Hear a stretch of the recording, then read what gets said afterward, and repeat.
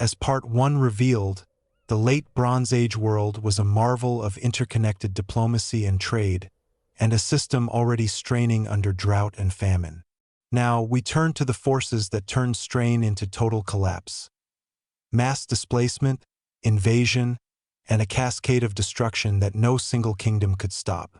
Imagine an entire region of the ancient world suddenly emptying out, not through a single dramatic battle, but through a slow, grinding unraveling that fed on itself.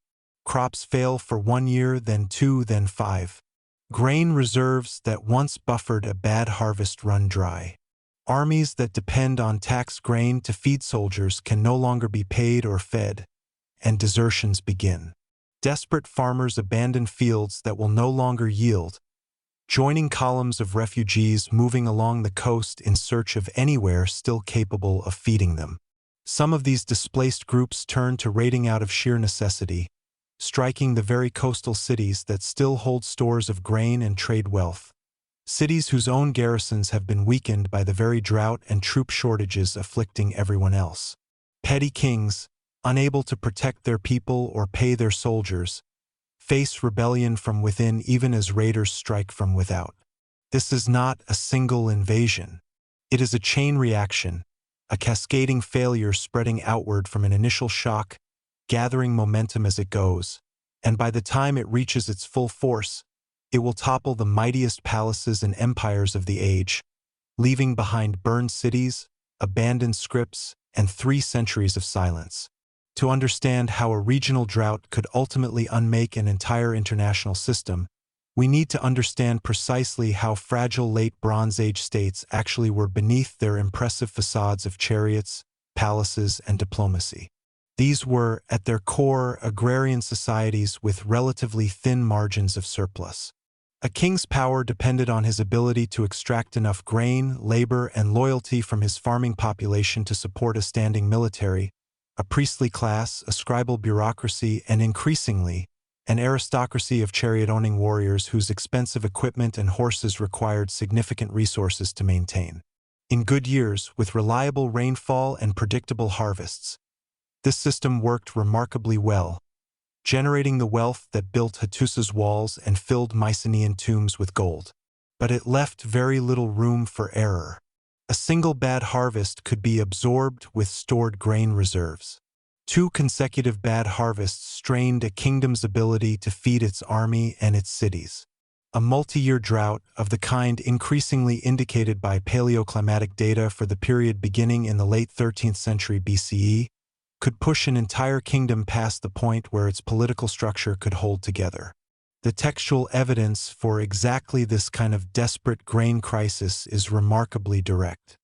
Hittite royal correspondence and administrative texts from the final decades of the empire describe famine conditions serious enough that the Hittite king organized emergency grain shipments from Egypt and from vassal territories, at one point reportedly threatening to use naval force to seize grain ships bound elsewhere if Hittite territory was not supplied. A letter attributed to a Hittite queen to the Egyptian pharaoh states bluntly that there is no grain in the land, framing the request for food not as a diplomatic courtesy but as a matter of survival. This is a striking image. One of the era's 2 most powerful military empires, reduced to begging its historic rival for food. It tells us that by this point, Hittite internal agricultural production had failed so significantly that the kingdom's entire strategic position had shifted from managing an empire to simply keeping its population fed.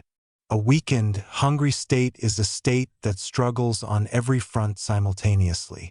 It struggles to pay and feed its soldiers, leading to lower morale, desertion, and reduced military capability precisely when threats were increasing. It struggles to maintain the loyalty of vassal states and regional governors, who may begin acting independently or even rebelling when the central authority can no longer reliably deliver the protection, resources, or legitimacy that justified their submission. And it struggles to defend its borders and coastlines against raiders and displaced groups who are themselves driven by the very same resource scarcity. This is where the so-called Sea Peoples re-enter the narrative, not necessarily as a single organized invading army with imperial ambitions, but plausibly as one manifestation of a much wider phenomenon of population displacement driven by the very drought and famine crippling the settled kingdoms.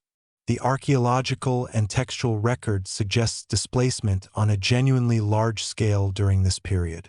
Ugaritic texts speak of enemy ships appearing suddenly and burning cities.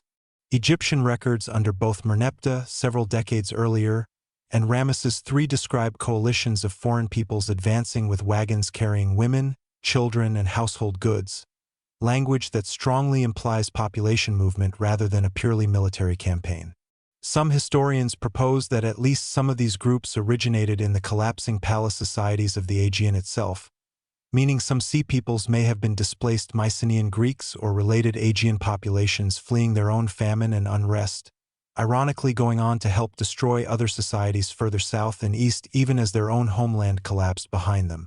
Others point to displaced populations from western Anatolia, Cyprus, or even further afield. The honest answer, again, is that no single origin point explains the entire phenomenon, and the label Sea Peoples likely lumps together several genuinely distinct groups whose only true commonality was that they were displaced, desperate, and moving through a system that could no longer absorb or resist them. Cyprus offers a particularly illuminating case study in this cascading process. As a crucial hub of copper production feeding the entire bronze economy of the Eastern Mediterranean, Cyprus should have been strategically vital enough to be strongly defended. Instead, archaeological evidence shows major settlement destruction and disruption on the island during precisely this period, severing one of the essential raw material sources upon which every bronze-dependent military in the region depended.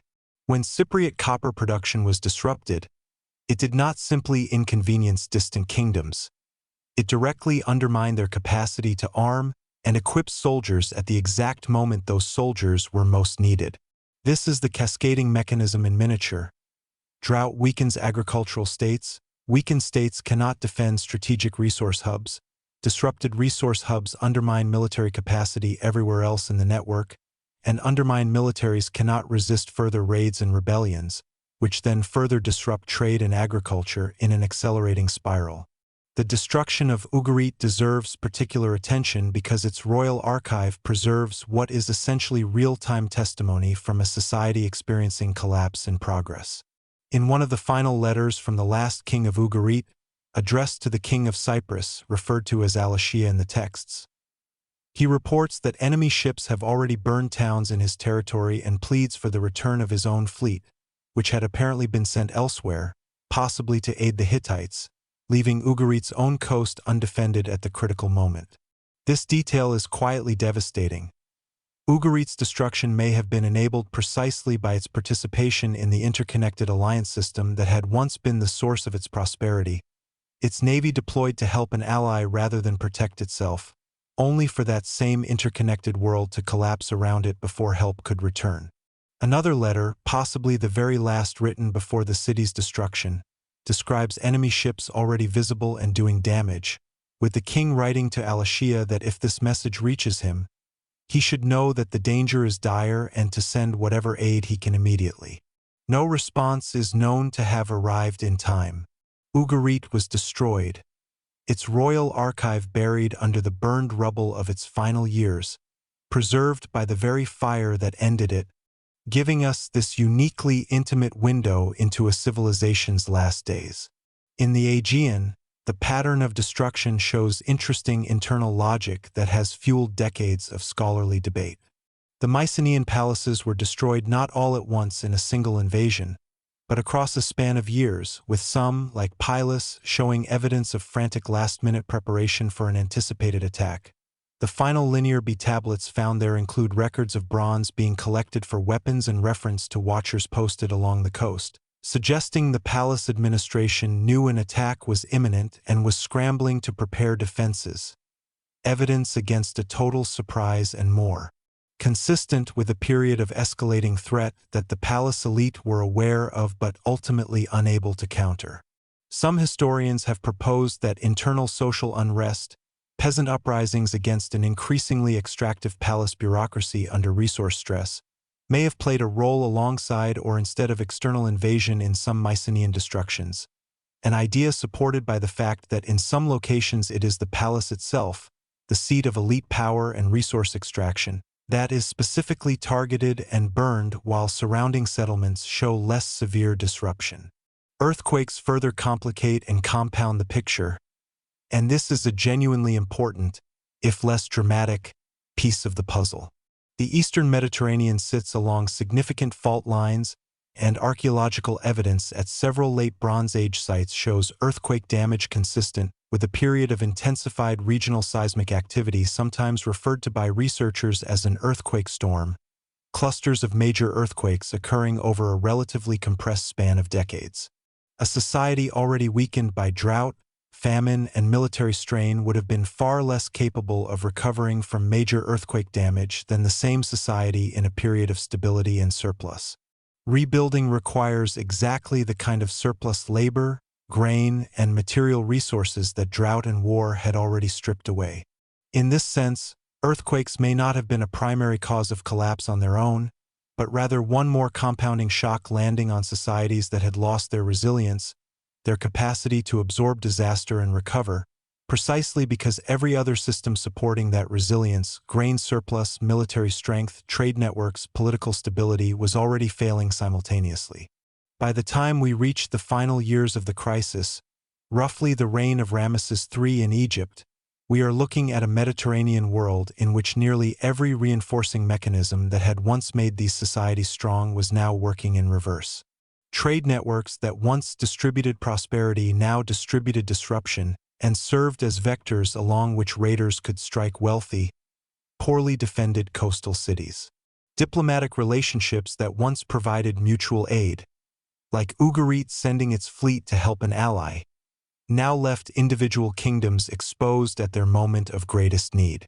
Bronze itself, the technological foundation binding these societies together, became a strategic vulnerability once its essential tin supply chains, running through thousands of kilometers of now unstable territory, were severed. Ramesses III's Egypt would ultimately survive the Great Sea People's invasion depicted at Medinet Habu, achieving what Egyptian records present as a decisive naval and land victory. But Egypt itself emerged from the crisis permanently diminished, having lost its ability to project imperial power into the Levant as it once had, its treasury strained by the conflict, and its 20th dynasty entering a period of increasing internal instability, including what is believed to be the first recorded labor strike in history, when tomb workers at Deir el-Medina walked off the job over delayed grain payments. A small but telling detail suggesting that even victorious Egypt was straining under the same resource pressures afflicting its neighbors. What emerges from all this evidence is not a simple story of barbarian invaders toppling advanced civilizations, nor a simple story of environmental determinism in which climate alone explains everything, but something more genuinely complex and, in its way, more instructive. A set of independently plausible stresses: drought, agricultural failure, displaced populations, disrupted trade in essential resources, internal political and social strain, and seismic disaster, arriving in close succession upon societies whose very sophistication and interdependence, the qualities that had made the late Bronze Age international system so prosperous, also made it uniquely vulnerable to a cascading system. Wide failure once enough of these stresses arrived together. No single kingdom fell to a single cause. Nearly all of them fell to a combination of causes interacting with and amplifying one another, a pattern that modern researchers studying complex systems now recognize as a recurring feature of civilizational collapse across history, not a uniquely ancient mystery but an early and unusually well-documented example of a pattern that would recur. In the final part of this documentary, we will examine what came after. The long, uneven Dark Age that gripped Greece and much of the Near East for centuries. The societies that endured and even quietly thrived amid the wider collapse, and the slow processes by which literacy, trade, and complex statehood eventually re-emerged, setting the stage for the Iron Age world of Phoenician traders, Assyrian conquerors, and the first stirrings of classical Greek civilization. Egypt held the line, But the world it once ruled would never be the same. What rose from these ashes would take centuries to take shape.